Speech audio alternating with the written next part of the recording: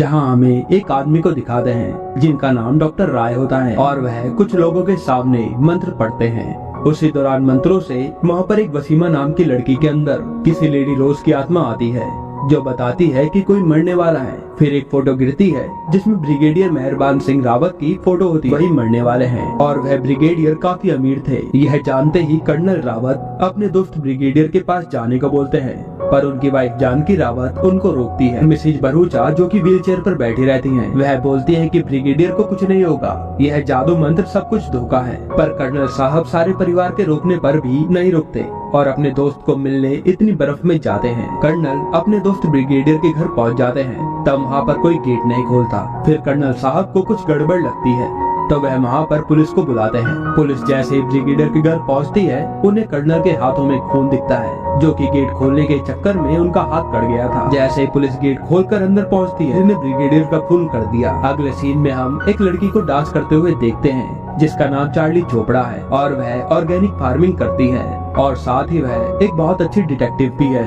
अब चार्ली अपने दोस्त की शादी में जूते ढूंढकर अपने दोस्त की इज्जत बचा लेती है। तभी चार्ली को जिमी का फोन आता है जो कि उसका फियोंसे था और वो बताता है कि पुलिस ने ब्रिगेडियर के खून के इल्जाम में उसे गिरफ्तार कर लिया है। तब चार्ली सीधा मनाली जाकर जिमी की मासी जानकी रावत से मिलती है और पुलिस स्टेशन में जाती है, जहां चार्ली को पुलिस से पता चलता है कि पुलिस को ब्रिगेडियर के घर में जिमी के होटल की चाबी मिली और वहाँ रखी हनी की बोतल में जिमी के फिंगरप्रिंट थे। जिमी ने ही ब्रिगेडियर मेहरबान सिंह रावत का खून किया है। अब चार्ली जिमी से मिलती है, तब जिमी बताता है कि वह चार्ली को सरप्राइज देने के लिए अपने मामा ब्रिगेडियर के घर गया था, जहाँ उसने अपने मामा से 25 लाख रुपए लोन मांगे ताकि वह चार्ली की ऑर्गेनिक फार्मिंग में मदद कर पाए। उसके मामा ब्रिगेडियर ने यह सुनकर सीधा उसको वहाँ से भगा दिया। ऐसे जिमी को याद आया कि उसकी होटल की चाबी तो ब्रिगेडियर के घर में ही रह गई है। वह ब्रिगेडियर के घर गया, उन्होंने गेट नहीं खोला और जिमी गुस्से में वहाँ से वापस जाने लगा और फिर इसी के बाद पुलिस ने उसे पकड़ लिया, जहाँ चार्ली जानकी मासी के घर जाती है